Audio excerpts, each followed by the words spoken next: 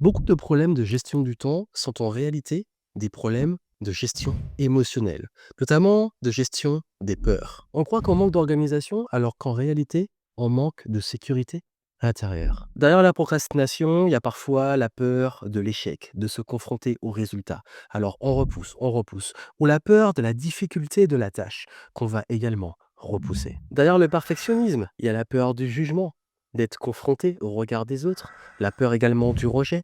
Du coup, on peaufine, on peaufine, on peaufine. D'ailleurs, la dispersion, il y a la peur de choisir, parce que choisir, c'est renoncer.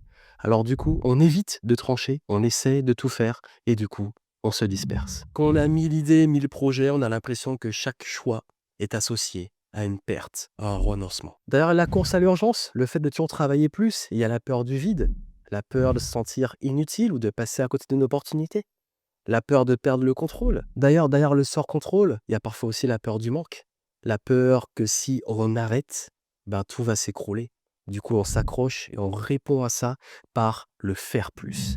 Vous avez vu, il y a plein d'exemples comme ça qui montrent que très souvent, nous pensons que nous avons des problèmes d'organisation, alors qu'en réalité, très souvent, il y a des peurs à régler.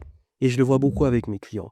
Très souvent, finalement, je me retrouve à mettre la casquette, oui, parfois de coach, en pensant qu'on va travailler sur juste de la productivité, de la gestion du temps, finalement, on travaille sur des choses beaucoup plus profondes. Ça vous intéresse de savoir plus, justement, vous avez des infos en descriptif et vous pouvez nous contacter si vous avez besoin justement de mieux vous organiser et surtout, abonnez-vous à ce compte pour plus de conseils.